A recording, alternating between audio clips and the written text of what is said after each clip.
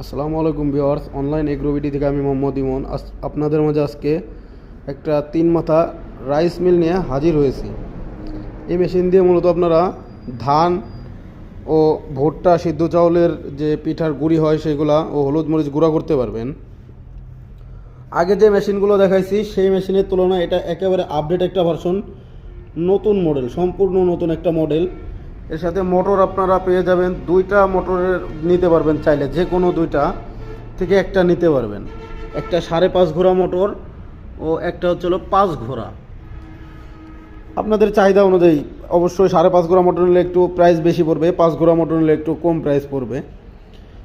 এই মেশিনটিতে মূলত আপনারা প্রতি ঘন্টায় 4 থেকে 7 মণ ধান পেয়ে যাবেন প্রোডাকশন প্রতি ঘন্টায়। হলুদ ও মরিচ আপনারা চাইলে 8 ইঞ্চি থেকে শুরু করে 10 ইঞ্চি গ্রাইন্ডার পর্যন্ত এই মেশিনের সাথে সেট করতে পারবেন।